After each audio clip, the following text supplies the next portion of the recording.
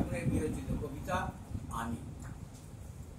আমারই চেতনা রঙে পান্না হলো সবুজ, চুনি উঠল রাঙা হয়ে, আমি চোখ মেললাম আকাশে, জ্বলে উঠল আলো পূবে পশ্চিমে।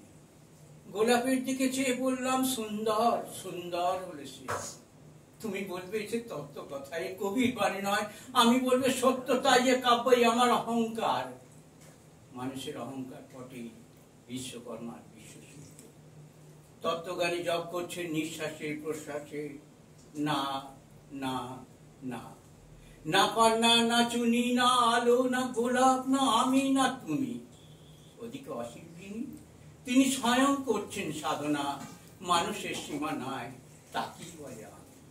সেই আমির গহনে আলো আধারের ঘটল সঙ্গম, দেখা দিল রূপ, জেগে উঠল রস, না কখন ফুটে ওঠে হলো হাঁ। মায়ার মধ্যে রেখায় রঙে সুখে দুঃখে, একে বলো না তত্ত্ব, আমার মন হয়েছে পুলকিত। বিশ্ব আমি রচনার আসরে, হাতে নিয়ে তুলি, পাত্রে নিয়ে রং। পণ্ডিত বলছেন পুরো চন্দ্রটা নিষ্ঠুর, চতুর হাসি তার, মৃত্যু দূতের মতো গুড়ি মেরে আসছে সে পৃথিবীর পাঁজরের কাছে। একদিন দেবে চরম টান তার সাগরে পর্বতে, মর্তলোকের মহাকালের নতুন খাতা। পাতা জুড়ে নামবে একটা শূন্য, গিলে ফেলবে দিন রাতের জমা খরচ। মানুষের কীর্তি হারাবে, অমরতার ভান তার ইতিহাসে লেপে দেবে অনন্ত রাত্রির কালি।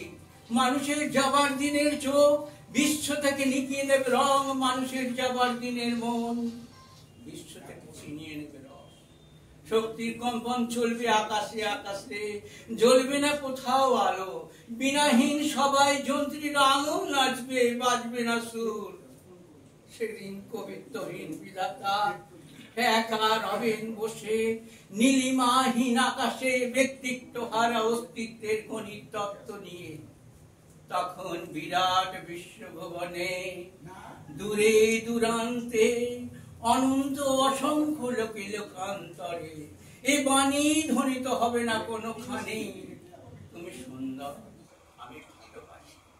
বিধাতাকে আবার বুঝবেন সাধনা করতে, যুগ যুগান্তর ধরে প্রলয় সন্ধ্যায় জপ করবেন।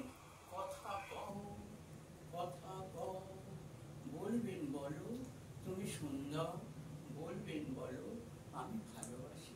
নমস্কার।